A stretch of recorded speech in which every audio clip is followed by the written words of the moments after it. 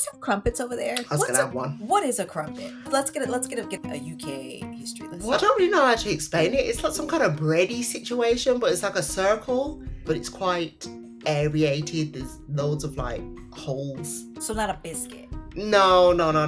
A biscuit. But not an English muffin. No. A biscuit for you would be like a scone for us. Oh. Because I find scones to be quite dry. But I mean, they're dry over here. Whereas biscuits now, you know, a little butter on it, a little flaky biscuit situation. But so like crumpet is like airy. What are we putting on crumpets? You can put like loads of things on there, really. You can make it sweet or savory, basically. You can put whatever you want on there. How do you like your crumpet? Are you a crumpet? Lashings of butter. Lashings of butter. Like, I need my cholesterol to be like, wait a minute. Lashings of butter on there. Is clotted cream something you put on a crumpet? Controversial. Is I it? wouldn't. No. Maybe some people do. I don't know.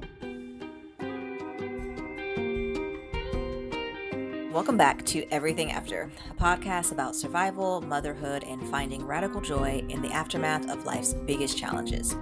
I'm Tiffany. And I'm Chantal. Over the past 2 episodes, we've shared our cancer diagnosis stories and our experiences with treatment during pregnancy. Today, we're talking about one of the most profound chapters in our parallel journeys, giving birth while undergoing cancer treatment. This is where our stories really highlight the differences between healthcare in the UK and the US, as well as the universal experience of bringing life into the world under extraordinary circumstances. For most expectant parents, birth is already an intense, transformative experience. But add in cancer treatment, medical teams from multiple specialties, and the physical toll of fighting a serious illness.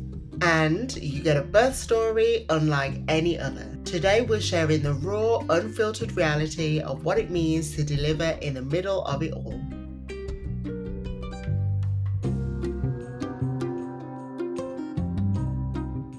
Girl.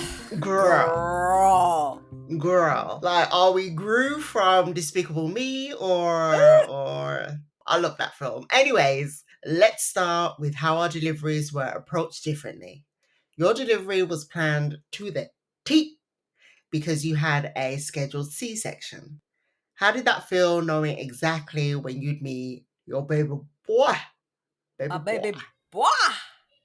Man, you know, it kind of felt like a relief. Like it felt, I knew from the jump, even before my diagnosis, that I was going to have a scheduled C-section, just because I had a previous C-section, and then I had also had a previous abdominal myomectomy before I had my first kid. So my poor abdomen had just been kind of just cut, sliced and diced. And so I think my OB was like, do you want to even try like she's like, you can do a vaginal birth, but she was like, do we want to bother? I was like, no. I was like, I do not. You know me well enough by now to know that go ahead and open those books and let's schedule that C-section. Yeah. No matter how you give birth, like you have done an amazing feat. Yes. You have brought life into this world. So I didn't have any of that stigma surrounding it. It was just like, when are we scheduling it?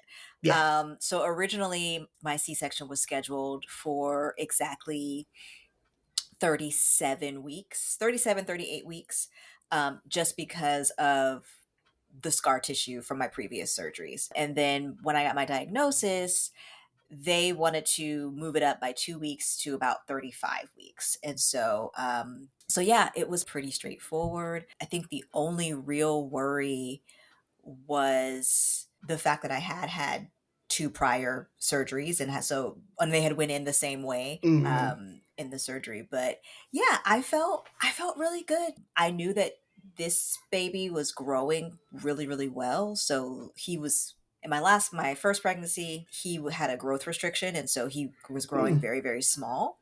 Okay. And so there was always that, oh, well, he might come early. It might be early. And he ended up coming at 33 weeks. And so with my second kid, it was basically like he was always kind of doing really well growth-wise. The checkups were really well.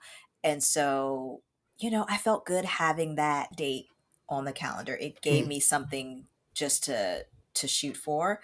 And treatment was really kind of planned around that. So Hmm. it was 3 treatments while pregnant every 3 weeks, that cycle.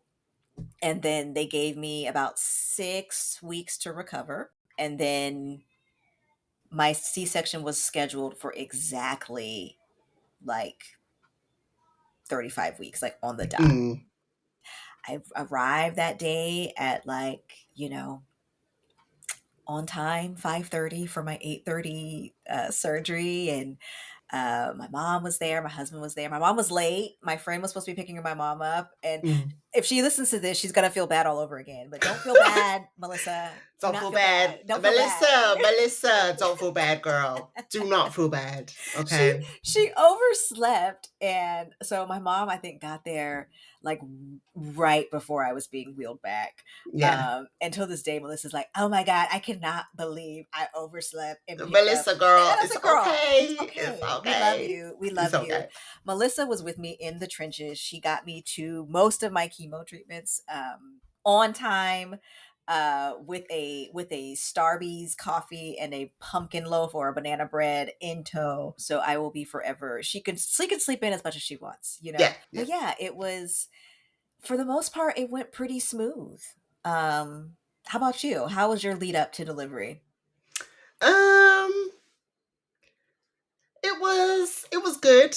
I think thinking about, like, the conversations that I was having with the consultant and the midwife, it was like, as we were getting closer, they were like, yeah, so we're gonna schedule the induction in for this date, and yeah, this is gonna happen, and everything will be fine. So I was like, yeah, excited. And then I think I just forgot, like, once I had that last appointment with them, that would be the last appointment with them. And I Mm. was like, oh my gosh, I'm never going to see them again. Uh, I'm not even going to have like a little check in. Just, you don't want to schedule me in for an appointment just to say hello or anything. But no, from a pregnancy side, it was just very smooth sailing. Had like scans all the time, every 3 weeks. That, like, when I think back to the schedule of chemo, seeing the oncologist, getting a scan, seeing the consultant and the midwife, the follow-ups, the blood work, the district nurse coming out to change the dressing on the pig, that was just a lot of appointments. Getting the A medication. production. How many doctors did you have? Um, I had like one for each side. So I had my oncologist, the and then the consultant and the midwife. They were always like together for the Mm-hmm. meetings. And then it was like, if those two people went in, then I'd see like other doctors or other registrars or other people in that cohort as well. um but yeah, from a pregnancy side, it was smooth sailing. Oh, good. It was smooth It's sailing. always hard. Like, I had 3 doctors. So I had Mm, I had my OBGYN, I had my perinatologist, mm. and then I had my oncologist. And I'm like you, like I felt I started having to see my perinatologist more than my Hmm. OB. So like at any given week, I was seeing like all 3 of them at the same time. And Yeah, yeah, so yeah. I would see my oncologist, and then I would see the perinatologist, and then I would see Mm. my OBGYN. So by the time I would get to my OBGYN, she'd be like, "Girl, there's nothing for me to say." So she's like, Yeah. "Let's just chat." She was like, "Girl, let's get some tea and crumpets and let's just Pretty talk. much. Let's just talk." She's like, let's just chat. And I felt like you, when it was time for me to leave, I felt like the perinatologist knew more about, I felt closer to them, Hmm. that when Yeah, it was time, I was like you, like when it was time to actually give birth, that last appointment, I had the yeah, knot in my throat. I was yes, like, yeah, yeah, yeah, like, you just, like, the access was just cut off. cut off. off. And I was like, No wait, check-in, nothing. send you a picture of the baby. What do you mean? Like, I I know. don't. Oh gosh, that was just so abrupt when you think It about was it. Oh so my abrupt gosh. because I'm like, I have seen y'all now literally at this point, probably every 2 to 3 weeks. Mm, I know your name. yeah, It's very intimate because there's not a lot of women who need, I mean there are, but like there's not a lot of pregnant people who are looking for who are getting like the high risk pregnancy care on like yeah, a yeah, regular yeah. basis like we were. And Hmm. so The last time was the last time. was the last time. So did you go in, so you said you were induced or no? Yeah, Did you go yeah. into like, okay. So they planned an induction for me.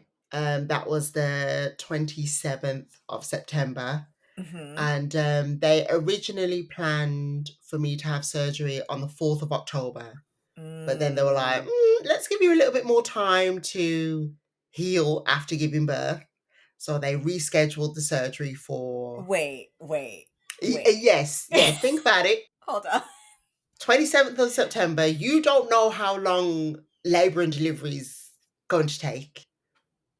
So they just October automatically, 4th? Is that even a yes, week? That's barely a week. barely. Maybe that would have been They tried it. That's seven, they eight tried it. days. There's no way. They tried it.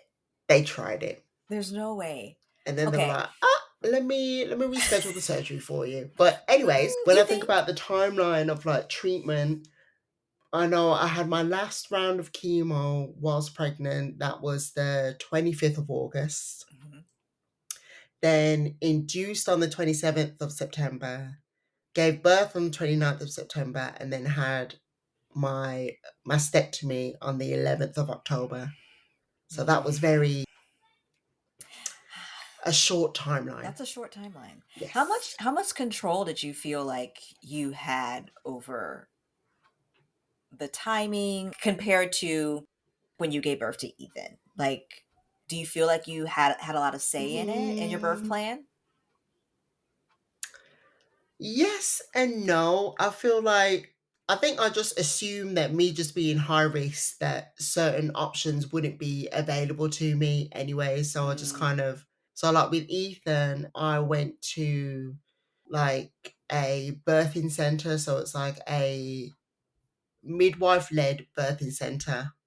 So still within the hospital, but it's just midwives there. Mm. And you're like, if you're low risk, you can go in there and you have like a big room to yourself and they dim the lights and you've got the fairy lights twinkling and the mood lights in the background and you can put whatever music that you want on.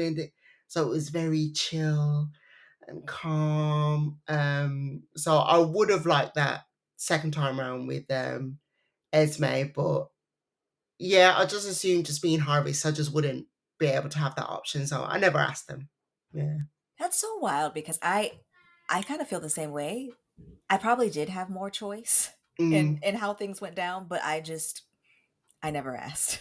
Yeah, you just I was at that point you just like, oh gosh, let me just.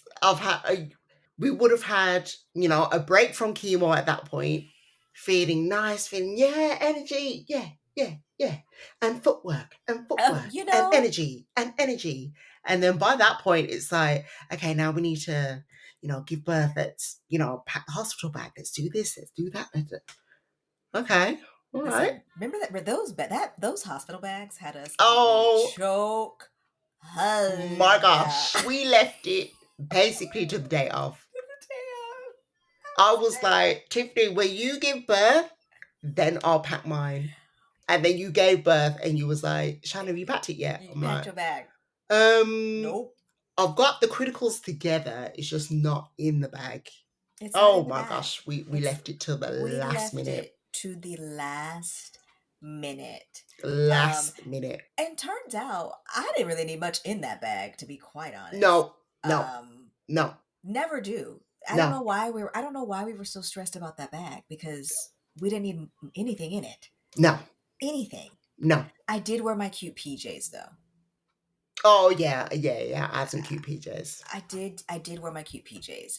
Yeah, yeah. Um, so I'm not sure if I asked this yet, but like, how was your treatment kind of scheduled or scheduled around your delivery? Because your plan was a little bit different than mine in the sense Mm. of you did you have surgery? You had surgery first, or no? You had treatment first and then surgery, Yeah. and then you Yeah. had Yeah. more treatment. Yeah. Yeah. Yeah. Did your treatment play any role for you in terms of your delivery? Like, did they factor that in? Because Mm. they didn't know. From which one what you told me, they barely knew you were pregnant. So how did that factor in? It was very, yes, it was very like wishy washy. Hmm. So when I had the seventh round of chemo, they were still umming and ahhing as to whether they were going to give me another round.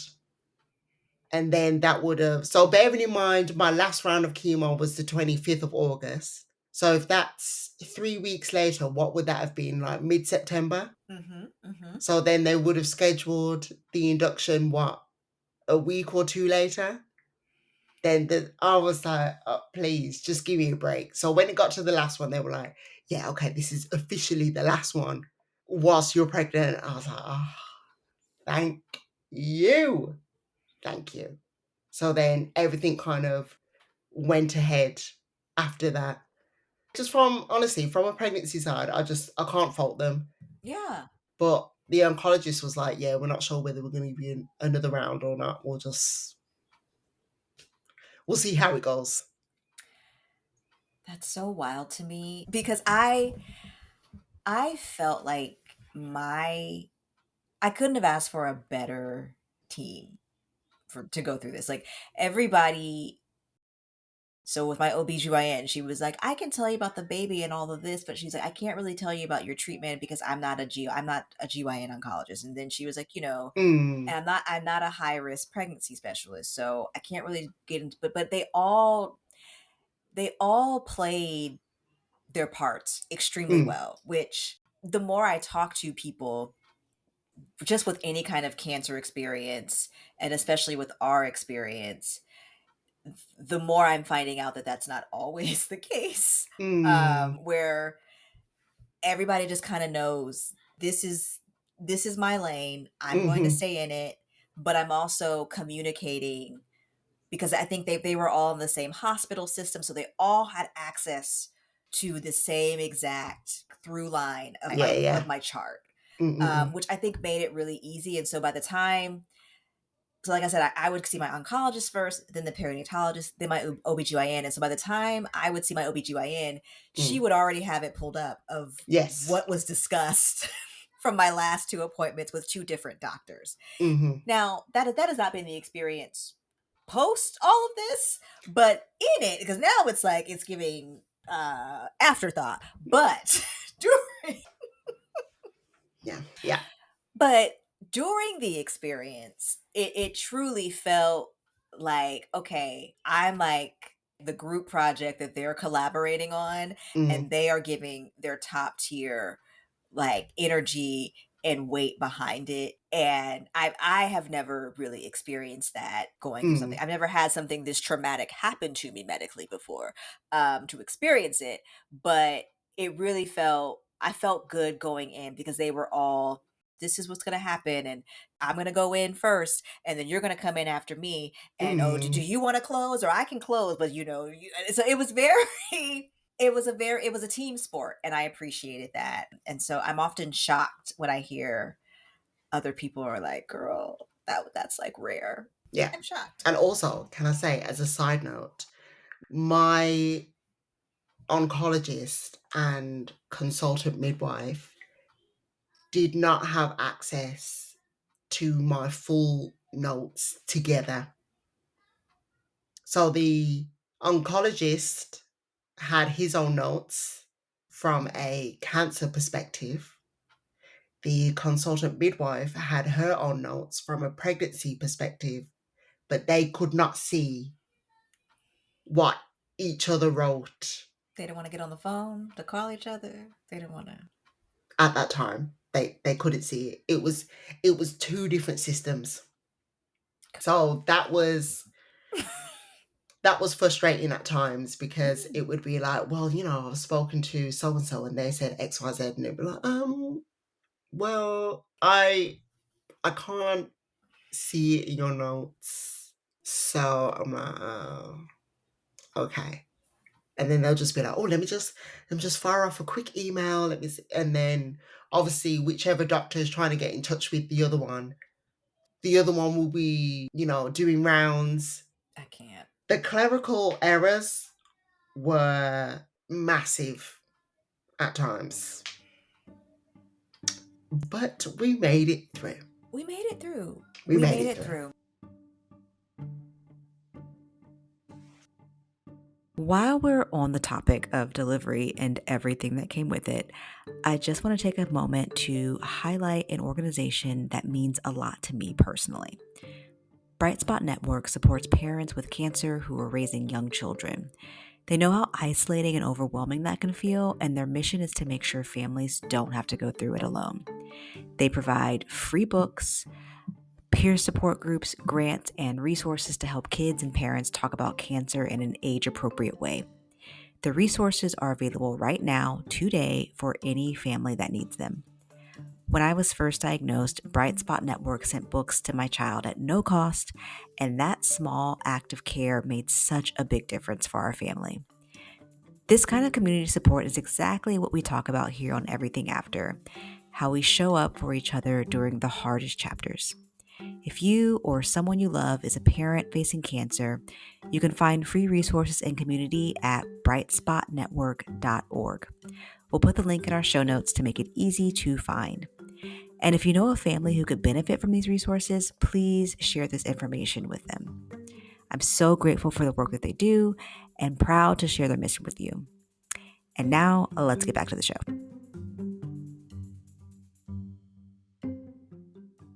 It's interesting how our cancer treatment influenced not just our pregnancies, but the very way that we delivered our babies. So, and like whether planned or spontaneous, both of our deliveries involved medical teams who kind of understood our unique situation, kind of. So, let's talk about the actual delivery experience. So for you, take us through your actual delivery day. What was it like walking into the hospital knowing exactly what was about to happen? Oh my God. Your voice is just so calming. It's Oh, thank you, girl. I was just like trying my best. it's so I'm just trying calming. my best. It's like a warm hug. I think I felt relief. I felt relieved because I knew that it was the end of the road for Gabe, you know. It was like, okay, we have reached a really big milestone. My baby does not have to endure the treatment anymore, even though of course it was like, oh, it's not really impacting, it's not passing through, but you never know. Mm-mm. And so for me, I walked in just really excited to meet him. I couldn't wait to meet him. I could Yeah. not wait to meet him. He was he was so much fun to carry. He was just so much fun. And like and we had a time. We had a time Mm. together. While I was pregnant with him, he heard Beyonce in the womb. Oh yes. He went to the Renaissance tour, and he had a surgery with me. Like we had all of these. He had chemo with me. He had all of these milestones, and he had done all of these things with me already. I wanted to meet him and see him and lay eyes on him. But I was You was up early. I was up early. I couldn't wait. I could not wait to meet him. I had the bag packed by the door. Had my outfit on, my comfy clothes, my comfy socks, my Crocs on, and yeah, we got to the hospital pretty early, about like 5 o'clock. Checked in. We're there by like our 5 o'clock or 5:30 call.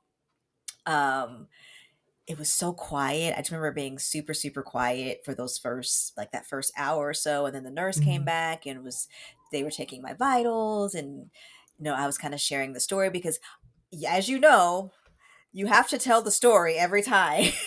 Yep.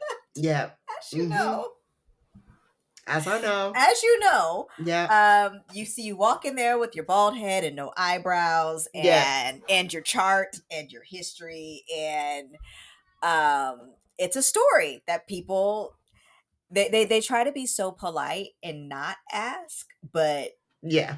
you can sense the curiosity.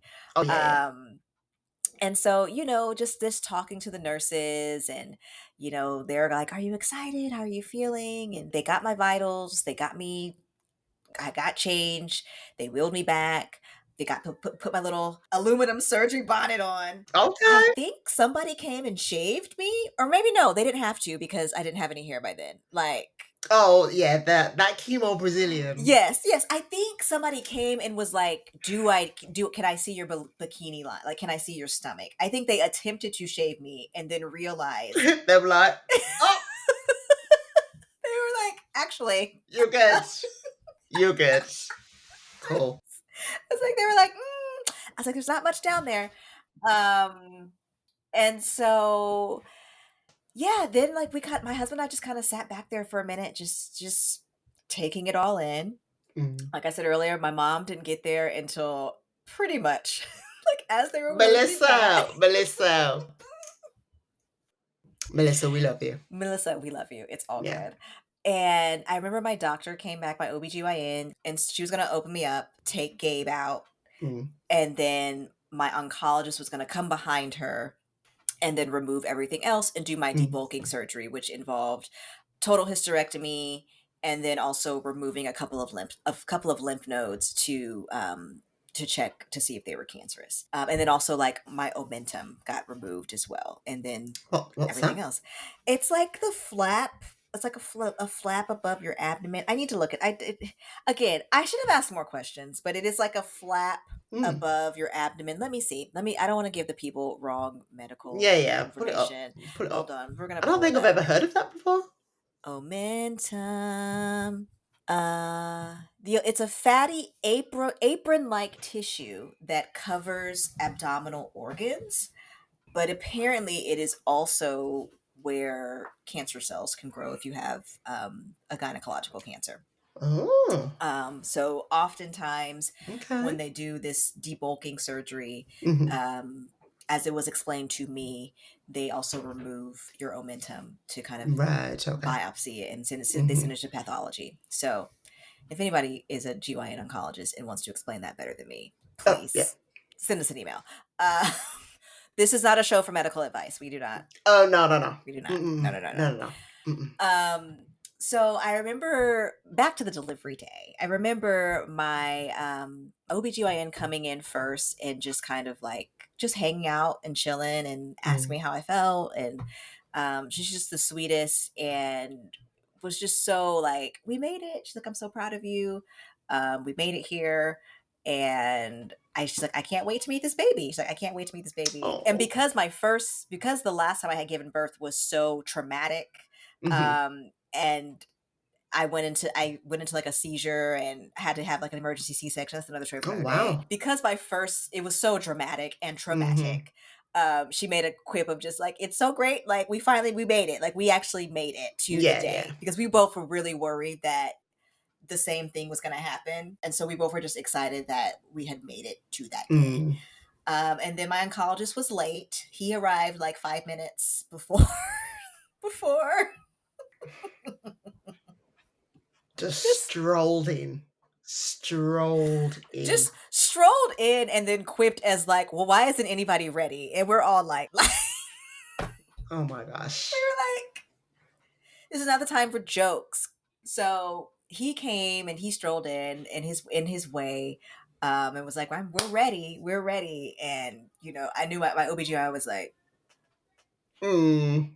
so they wheeled me back. I said bye to Chris, and I think he was really nervous, but because by this point, this was like my second surgery that summer, we were both Mm. kind of just like, all right, I'll see you when I see you. Yeah, yeah. Um, and they kind of prepped him and gave him the rundown of, here's the number you can call. Mm. Here's She'll be posted on the board. You can keep track of where they are in the surgery.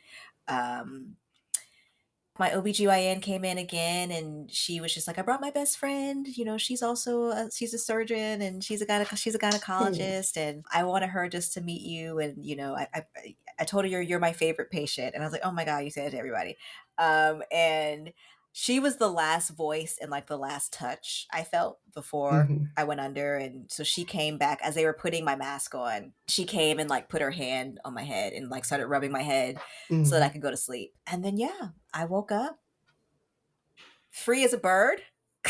Oh. Free as a bird. It was so much love in there. I felt the room was so cold. Mm. Um, and again, it was not my first surgery, like not even that summer. At this Mhm. point, it was like my fourth or fifth surgery. And I just remembered there just being so much good energy in the Mm. room.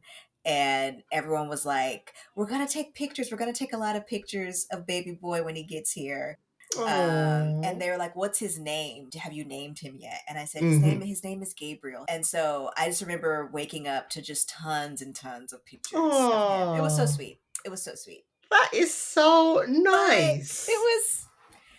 it was such a good They looked after they you. looked after me. It was such a good birth experience. All things considered, Mhm. it was such a really good birth experience, and I could not have asked for just a better. It felt like everybody understood the assignment of Mm. Mhm. this girl has been through it. Mm. So like we are gonna make sure we Yeah. give her a key. Like we are gonna make Yes. sure. Yeah. We're Like gonna turn up.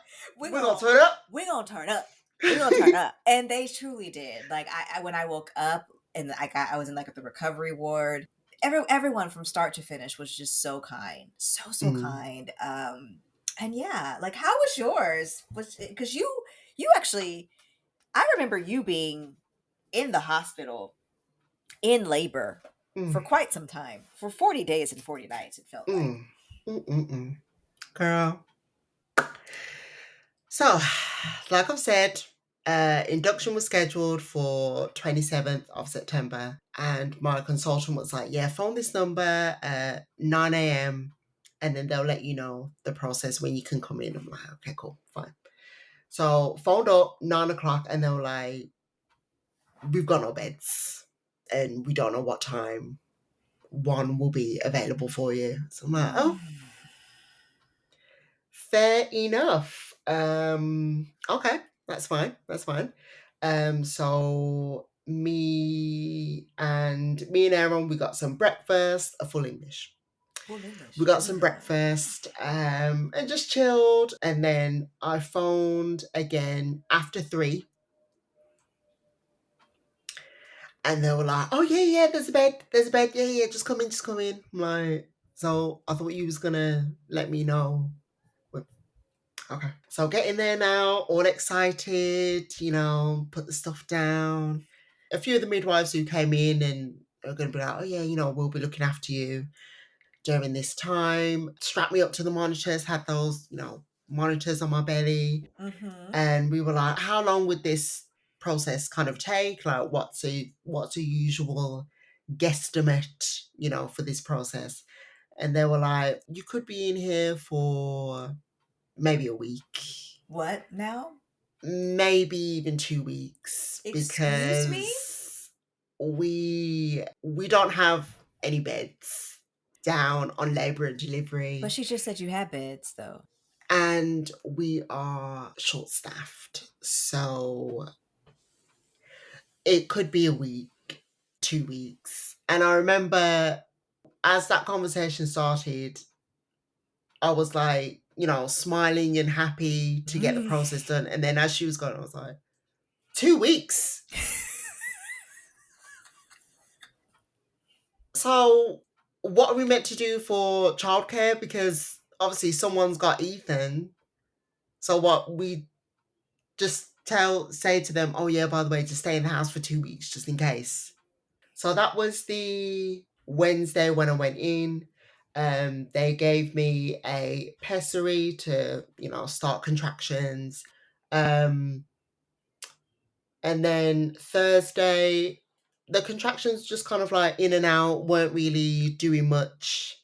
And then Friday, had contractions in the morning, but then they just tapered off. And I was like, oh, okay, maybe that's not the real thing. And then I remember the time, 2:30, I just couldn't keep anything down. Contractions were just Mm, picking up, picking up, picking up. I was like, oh, okay, cool, cool, cool. I it's go know, I know the time. signs. It's go I know the time. signs. It's go time. So they gave me an anti-sickness tablet. Body didn't like that. Mm, They gave me an anti-sickness injection.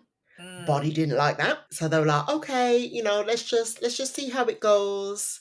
And, I was just kind of left to my own devices really. So after, I don't remember what time they gave me that injection, but I didn't see anyone for the rest of that day on Friday. No one came in to check, see how I was doing. Are the contractions getting worse? Have they stopped? Let's just, should we do a quick exam? Let's just see how you are. And it was getting later and later into the evening. And I just remember the contractions were just peaking up. And I was just like, okay, this is too much now. I've hit my threshold. It's just too much. I can't continue in this pain now. Um, so Erin got one of the midwives to come in and she was like, okay, let's just put you back on the monitor to see how baby's doing. And I remember sitting on the bed like, no, I can't. Baby's I won't be ready. able to sit still. I Baby's won't be able to ready. sit still. And she was like, okay, before we monitor you, let's just, do a quick exam and just see where you are. And she was like, oh, you're 10 centimeters. Child. So out of nowhere, she's just pressed the button now. People have come in. They brought in the gas and air. Bearing in mind, the lady told me that there was no gas and air on the ward that I Oh, was. so we're lying. Brought in brought in the gas and air from nowhere. All these people just come in, come in. So I'm Mm. on the bed now. They put the rails up because they're like, okay, we're gonna wheel you down to labour and delivery. Now we're going down now. Okay, is she ready? Yeah, is there a spare? Yeah, down now. But bearing in mind there wasn't any beds Mm-hmm. and you were short Clock staffed. So okay, it, as the cool, cool, kids cool. say. So okay, so cool. So that was 10:30 when that happened. Wheeled down to labour and delivery. They took me off the little can of gas and air onto the one that was hooked up into the wall. So I was on the good stuff by then. On the good stuff. They were like, okay, mine. Oh, I've forgotten the midwives' names, but I remember what they look like. Shout out to them if they see this and see me. Shout out to them. So they're like, yeah, I'm so and so, and I'm so and so, and yeah, we'll be delivering you, baby. Yeah, how are you feeling? And I'm like, okay, I just know something's about to happen now. I Mm. just feel that urge, and it was an hour later after them wheeling me down that Esme was born. And I remember looking in my notes when I felt that urge to push. Within 13 minutes of that first urge, she was born. Mm. Within that hour of me being wheeled down there. So imagine if, like, if I was still upstairs in that room and just was like, oh, let me just wait. Let me see if someone comes in. Mm-mm. No. Next time we will talk about a full English Yeah. because Oh, yes. do you Yes. like a full English? Oh my gosh. That's controversial. Breakfast is my favorite meal of the day. An English breakfast. Yeah. Okay. When we went to London, Mm. Chris, he had to have like every English breakfast he could get his hand on. He could get his Yeah. hands on. Yeah. Love Yeah. love the blood sausage, and I was like, good on it. Yeah. Yeah. Yeah. That's too much for Now the me. beans, did enjoy the beans and the Okay. toast. The toast Hmm. was good, and the back bacon. Yeah. Yeah. Bacon Yeah. was I good. think we do The bacon best. Y'all do bacon better than better. anybody else. You do. Yeah, that back bacon is something different, girl. I can't do the rashes. I can't do it. Mm-mm. Listen. What are rashes? Rashes are like the Oh, long the little strips. Yeah, yeah, yeah. So we call them rashes over here. Take a sip of water every time I say rashes. I can't do with the rashes over here. No, no, no, rashes. no, no. But the back No? bacon, mm-hmm. Okay, so whenever you come visit me, I will have to go to the little Taste of Britain store that is Please, in my town please, to get yeah. you proper back bacon.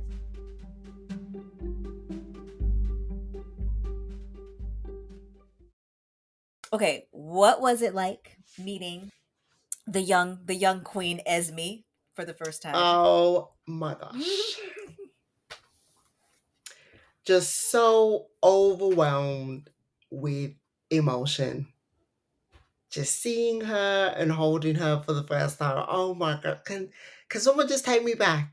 Those Just I cheeks. just I need that moment again. Just someone just take me back. And now she's throwing iPads in your face or what? she's, now she's like, fix this iPad, lady. Come on. Come on. Honestly, she's got too much sass for her own good. But yeah, seeing her for the first time, oh my gosh. So She's cute. so cute. I still remember that. I'm like thinking about that first picture you sent me and like, oh, With the she's side eyes. with the side eye and she's Oh my so gosh. greasy from all that baby lotion. She is just Oh my so yummy. Oh my gosh. Oh my gosh. so cute. The So cutest. cute. The Just cutest. just it was just so amazing. And like you said when, you met Gabe for the first time, it's just that now I can finally see you. I can finally see my bestie Yes. who just went through everything with us. Every appointment, literally chemo, Listen, literally chemo. this is Gabe's little bell. His little chemo bell. Oh, Yeah, oh, his that's little so bell cute. that he got when he finished his third round. Oh, so cute. Does he ring it He sometimes? doesn't. I actually keep it up here Yeah. because it is so special. Mm-mm-mm. And like you said, it's just the more I think about it, Mm-hmm. even like today when he was like screaming the park down because he could not Mm. have a sip of my margarita that I was trying to enjoy.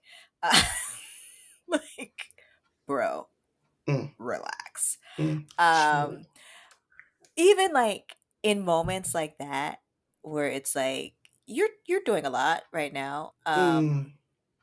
But it's still like that's my little roadie. Like Oh no.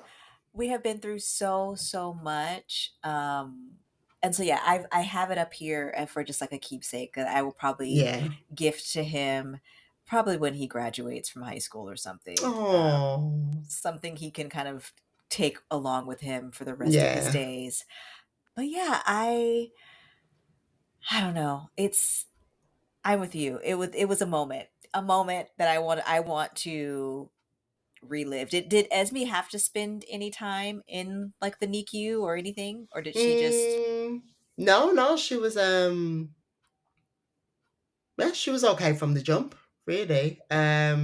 She was born with extra digits. So she had like an Oh, I remember that the extra little chemo finger the on chemo each hand. superpower. Yes, her little superpower, which that was so cute. It was like her little finger was just cute. It was just so cute. She was just too cute. Honestly, honestly. Just take me back. Take me back. Please. Just Please, let me just absorb that moment all over again. that cute smell. That cute smell. Oh my I'm gosh. I'm trying to remember if because Gabe did have to go to the NICU, but he only Mm-hmm. stayed there for like I think it was maybe 24 hours, maybe Mm-mm-mm-mm. before he got moved to Gen Pop, which Yeah, we already know what Gen we Pop already know is what Gen Pop like. is. Okay. I'm so glad I never have to do it again because I've only ever had children who have had NICU stays. And it is like, something I never wish any parent has to experience, but Mm-mm-mm. also like it is like a VIP experience. And then so I was like, this is Gabe's nurse. She's so sweet. And she was so sweet with him. And she's like, he is like such a vibe. He's so calm. He hasn't cried. He's just chilling. And she just fell so in love with him that like she caught Chris in the cafeteria once. It was like, your baby is just like the sweetest baby. But he was only there for like maybe a day and a half. And Mm. then once he got up to Gin Pop, I was like, you got to send him back down here to me because Oh I yeah, don't. yeah. Mm-hmm. I was like, Yeah. Bring him back I don't down. Bring him back down. bring him back down to me. Thank you. Like I don't. Mm-hmm. I don't. I was like, Mm-mm. I don't want. Why am I waiting like 5 hours to see him? That's number No, one. no. Like what's happening? When he got up to the regular nursery, the nurse was like, "Oh, well, he can sleep down here with you, or I can take him back up to the nursery." Mm. Um, and I was like, for the first night, I was trying to be like, "Oh, okay, you know, I want to be with my baby. I want to Yeah, be with my yeah, yeah. baby."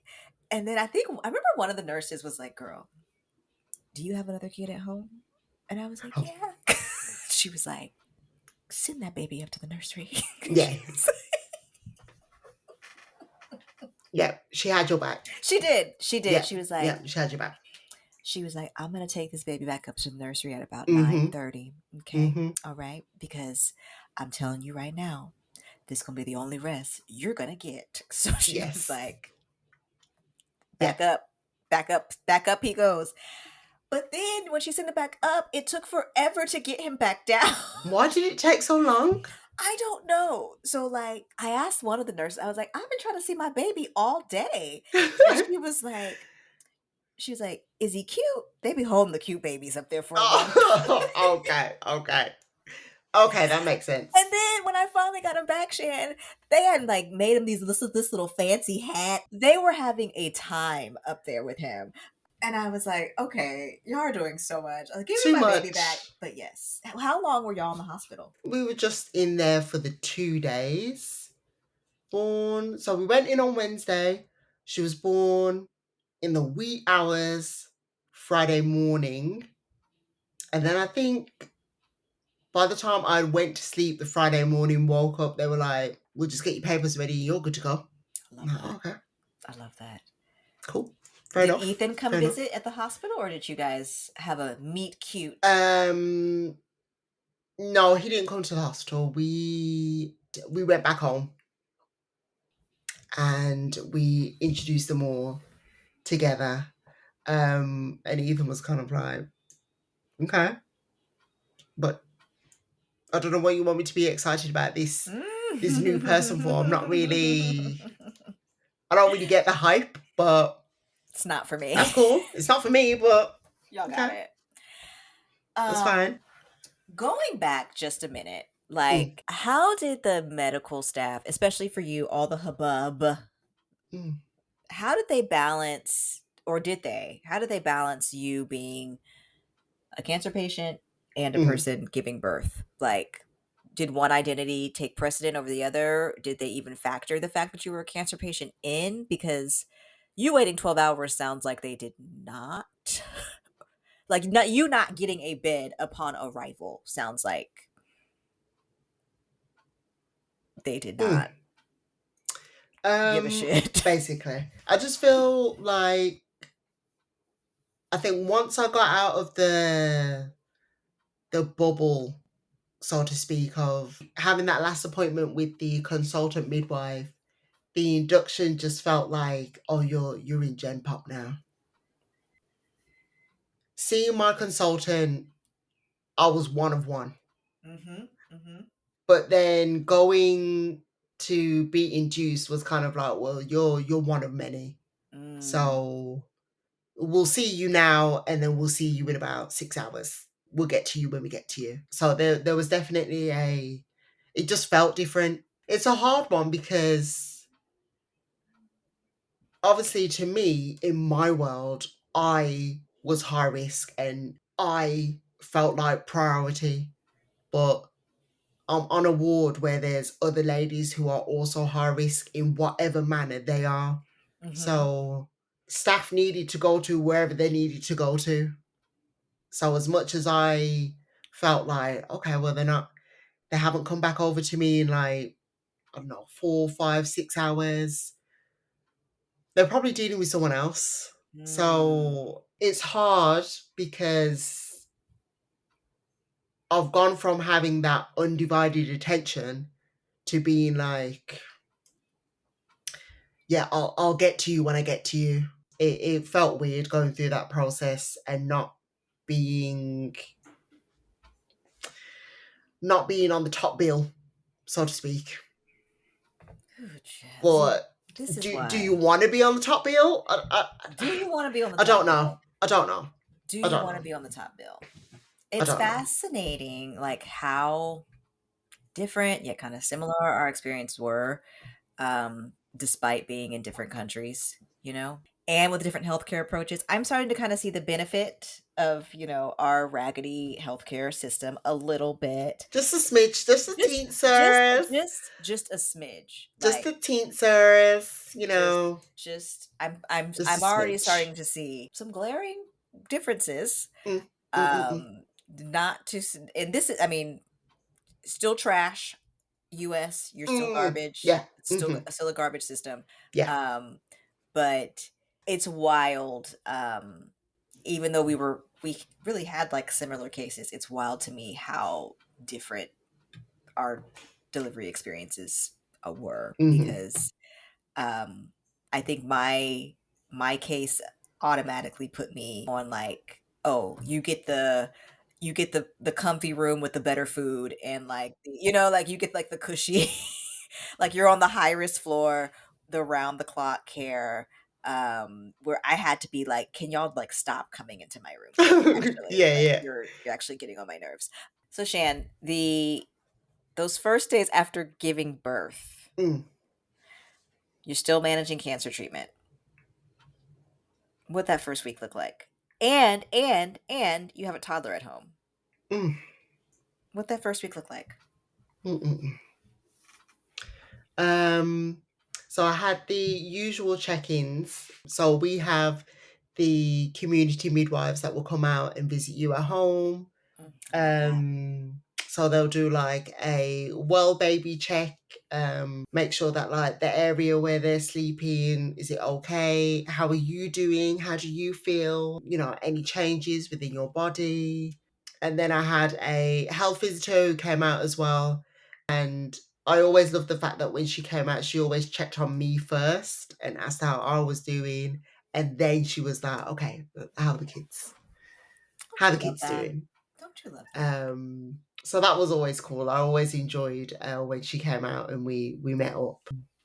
But that first week, I just felt so protective of Esme because I just felt that I needed to be the one to be hands on with her.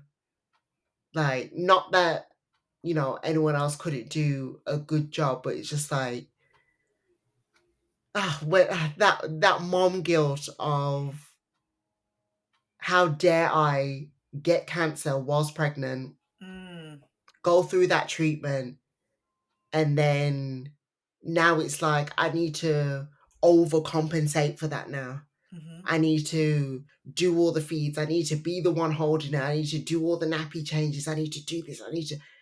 Because I need to show her that, or make up for the time where I felt that maybe I failed her Hmm. by having a cancer diagnosis whilst pregnant. I don't know, it's just You ah, didn't fail her though, I know I friend. didn't fail her, and I know that, you know, it there's nothing that I did that, caused cancer and made it happen the way it did. But I just felt so guilty that she had to go through all that with me. And that first week, it's just like I needed her by my side at all times, in my arms. That was my redemption arc. Oh. If I could do all the things, especially as my surgery was coming up so soon, Mm-hmm. If I could do all those things in that time, then that would lessen the feeling of that mom guilt that I had. So that first week, no, 12 days up until I had surgery. I had surgery when she was 12 days old. Those first 12 days, I was locked in. Locked in. She was not leaving my arms for anything. Oh, I needed to have her up there. I need to see what she was doing at all times. Oh my gosh. Just I uh, needed her next to me at all times. All times. all times. All Yes. times. Yes. It was crazy. Oh my Yeah. gosh. What was that first week like for you? Ugh. I mean, okay, so I gave birth on the 15th of September. I think we were able to go home the 18th or the 19th. And my mom and my sister had been staying with Sammy at our house. Um, and I just remember bringing the baby home. I read a tip somewhere of, if you have an older child, to kind of have the younger child, the new baby, bring the kid a gift. And so I remember we brought Gabe home. My mom and sister were there. Sammy was there. My mother-in-law was there. Um, Roscoe was there. And I remember Sammy and Roscoe just being like, now who the hell is this? Who this y'all brought back home? Who this? I had help from my mom that first week. I wasn't able to lift anything more than, I think, like 5 or 10 pounds. And I couldn't go up and down the stairs. So, but again, by this point, this was like my third abdominal surgery. So Yeah, yeah. recovery for me, I was like, bro, Yeah, like yeah. Yeah. I'm back up. Yeah. Um, and yeah, I don't remember much from that week. I pulled up my calendar because girl, we had to have a lot Oh of yeah, dates in here. 100%. Yeah, yeah. Yeah. Um, I had an oncology appointment, I think that next week. Like, Oh I wow, think it okay, yeah, yeah. was, I had to see my oncologist that next week. And I Mm-hmm. remember when I saw them, they were like, oh, you look great. Seems like you're doing great. Mm, So we're actually going to start you back on chemo immediately. Within 2 weeks, I was back in like the chair. mm, And that for me was the hardest. Like, recovering from the C-section wasn't super hard because it was something mm-hmm, that I had done at that point at least twice. mm-hmm. I just remember that first week being a blur because I was so annoyed that I had to go start treatment again, because I was told I would get about 3 weeks to recover, like, before I had to start Right, again. okay. And so Mm-hmm. I left the hospital with the baby thinking, okay, we're gonna have a good like 3 weeks to really bond, and I'm gonna have a good 3 weeks to really recover. Mm-hmm. Um, and I just remember being so annoyed Mm, that treatment got moved up by a week. I was back in chemo.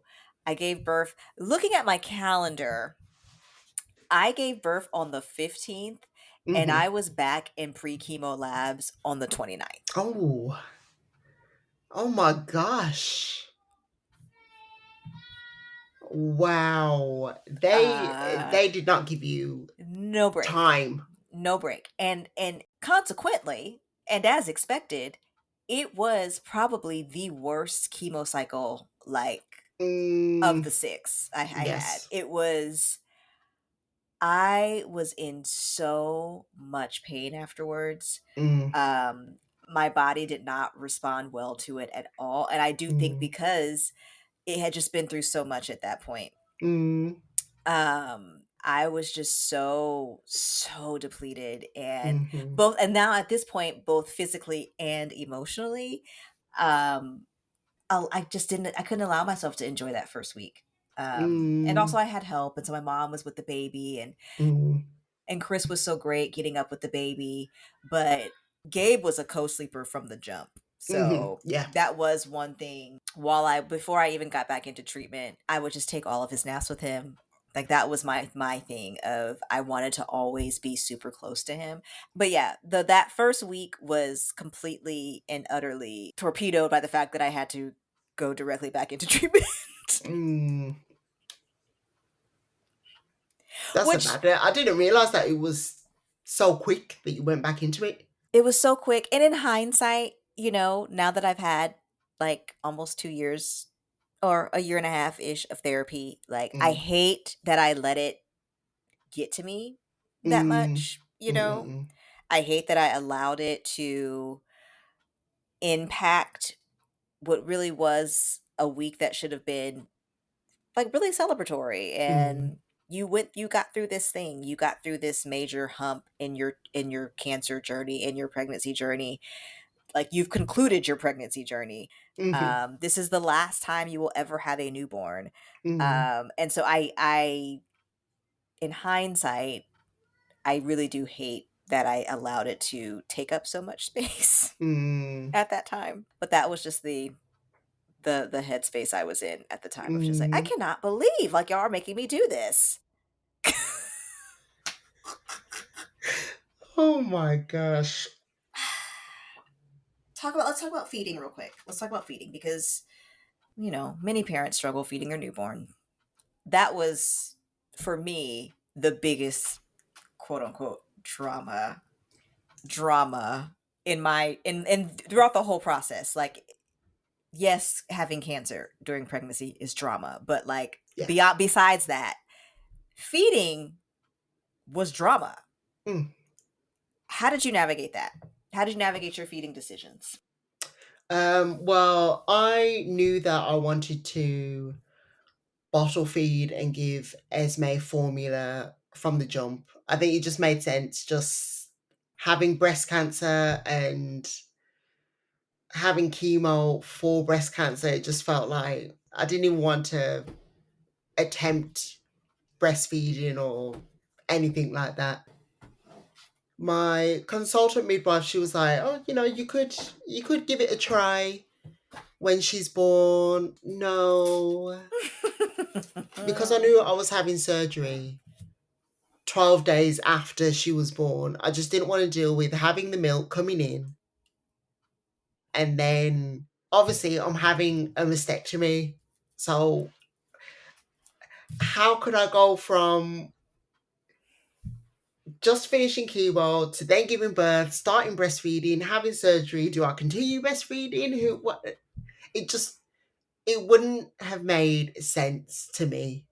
And it would have been so much of a hurdle to try and get over that I didn't even want to attempt it. And I just thought, even if I did try to breastfeed, I just thought chemo only finished like the other day. Mm. So what if like she gets some trace elements in there? What if, because at that point I didn't have an official staging. Obviously we was waiting till after surgery to get the pathology results. So what if she got a little bit of cancerous cells or something? It just played on my mind too much. I was like, no, no, bottles, formula, and that's it. Don't ask me no more questions about breastfeeding. It No. just, it didn't make sense. Like, I understand why they asked if it's coming from a whole, oh, breast is best kind of situation, but Read my chart. exactly. I have breast cancer. Why would I want to breastfeed this baby? And then I'm going to have a mastectomy afterwards. So I did not have breast cancer. I had ovarian cancer. And so the option was there. Mm, It was still like on the table until I pretty clearly was like, I'm straight, like I'm good. Like I don't I'm good. I'm I'm fine. I remember it wasn't my oncologist, but another oncologist Mhm. in his office. And she came to see me that day in the hospital, one day in the hospital, and was just like, "Well, we could still try to do it if you want to do it." And I'm like, No, "I'm not. I'm no, actually quite all right." um, no. because I had been asking one of the nurses, I need to stop my milk from coming in. Like, Yes. Hmm. my breasts are engorged, they hurt. Mm, Um, And so I think it became a matter of, well, do you want to like have the baby come in and breastfeed for a bit to like help? No, No, no, no, no, no. no. I already have beef with the lactation consultants at that hospital Mm, because when I was there the last time, mm, literally near death, I'm not even joking. I almost died the first time I was in childbirth. mm. And y'all in here talking about, oh, well, your milk's coming in, you're not breastfeeding. If you don't get out of this room,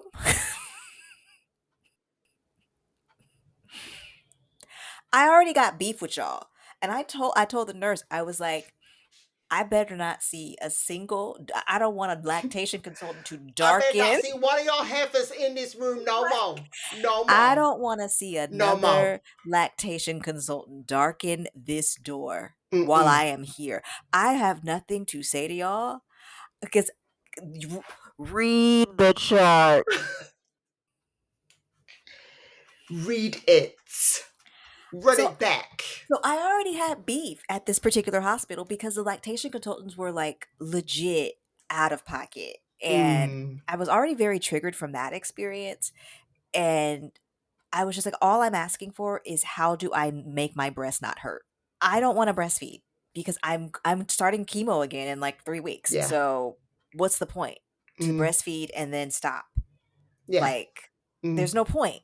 mm-mm. Um and so it became this whole to do of like they had to call somebody to call somebody. They were Google. I was like, I just don't want to do Mm-mm. it. I don't. I don't want to do it. So yeah, it was a lot of unnecessary drama on my part because I Mm-hmm. think there still very much is that, and there's probably always going to be that breast is best Yeah. culture. Mm, It's definitely what they push in the hospital I gave birth mm. in. But I was so lucky and so grateful that like a couple months later, I ended up becoming a Bobbie breastie. Shout out to Bobbie. Shout out to Um, Bobbie. Shout out to Bobbie and the breasties. And I was able to feed my kid for a whole year thanks to Bobbie. They would send boxes of formula every single month.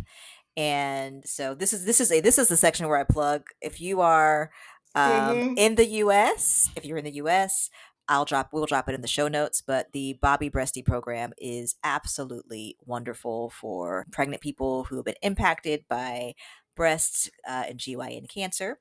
And it is Mm-hmm. a great, great program. They have a cohort every single year, and just a bunch of great people who are involved with running it. And I am forever, forever, forever grateful to them for feeding Gabe for an entire year.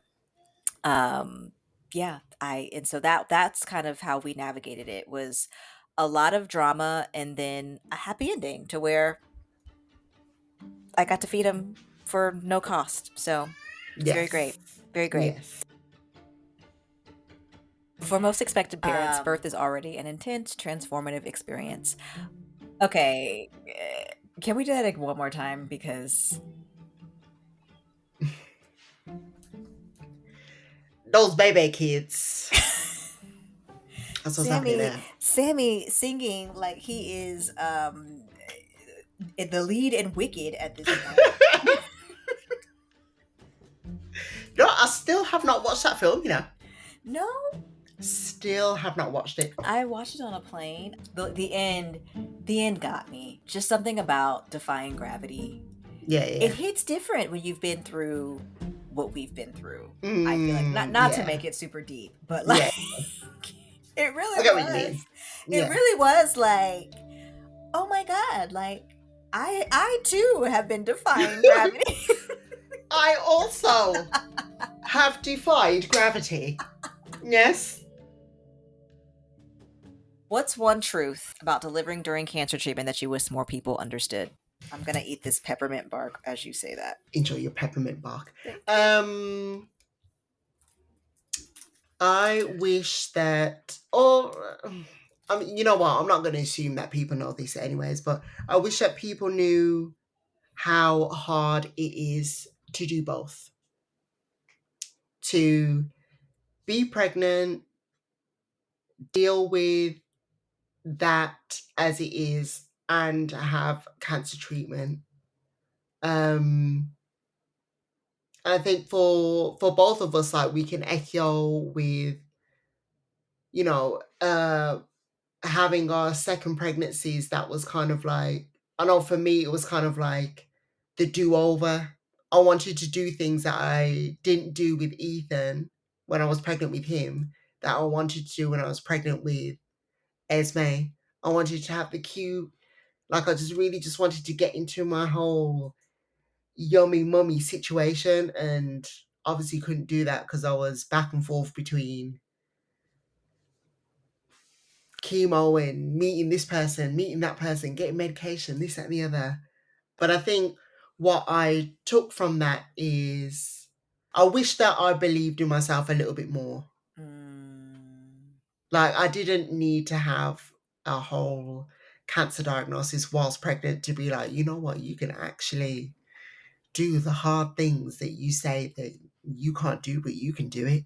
a very dramatic lesson to learn. A extremely dramatic, traumatic lesson to learn, but yeah, I think I've just learned now that I'm just a lot more resilient and just stronger than I thought I ever was. And Mm. I just need to believe in myself and just do the things that I need to do to get things done. That's what I've learned. And that's what, it's not even what I wish people would know about it, it's what I wish I would have known about myself, basically. So, yeah. Yeah. She's a very cool human, people. Oh, Very kind, thanks. very thoughtful, Mm, very funny. thank you. Thank you. So, looking back at your birth experience now, what would you tell another woman facing a C section during cancer treatment? Oh. If you have a plan, it's going to be okay. I know just no problem, no guarantees, but I was terrified of having a cesarean hysterectomy because again, I watched too much Grey's Anatomy, so I only ever know like the bad version of these things. But I remember sharing it with my OBGYN of just like, I'm kind of terrified of this, Mm, because the last time I did this, it was emergency. It was, I lost blood. I was in mm, the hospital for a week, and so I was like, I'm really, I was just scared. I was like, I'm really scared. This is when our appointments started becoming therapy sessions. I was like, I was like, I'm really scared. And she was just like, she's like, there's gonna be the fear there, but she's like, because we have a plan, everybody's going to be on the same page. We're going to have blood mm, ready. It's going to be fine. We all know our parts. We all know what we're supposed to do. And so she's like, you are in good hands. For me, I preferred having the C-section mm. involved. And I think even if I didn't, I think I would do it again. Like, even if I Mhm. didn't have previous surgeries, even if that wasn't my only option, it for my peace of mind, because I worry Yes. so much, it was the right path for me. Mhm. And it's something that I would choose a hundred more times. But yeah, I'm often shocked by my own strength. It's a constant reminder of, damn girl, damn. It's a constant. Damn, girl. Listen, like Damn. sometimes when I only ever think about it when I'm telling the story. Yeah. And then I'm like, "You really that girl. Like, you're Mhm. that girl." I'm that girl. Yes. Yes. Yes. And you don't say it enough and you don't walk in it enough, and that's the thing that I'm still learning. I'm still Mhm. unpacking. It is actually my current, talking point in therapy lately of, Mhm. um, learning how to be okay with accepting that I am that girl. I'm not Yeah. good at it. I'm working on it. And yeah, it has been a thing that I have ran away from for a long time, hiding my strengths, hiding my gifts, fading into the background. And this experience continually is teaching me that that does not serve anybody, especially myself. So there's my bit of reflection and wisdom. Next time we are going to share how our paths finally crossed. Oh my god, it's my favorite story. How two women on opposite sides of the Atlantic with parallel journeys found each other and the friendship that changed everything. My god, my god. Until then, be gentle with yourselves. This is everything after. Yes, yes. We did that, Beautiful. girl. We did that. Beautiful. Beautiful.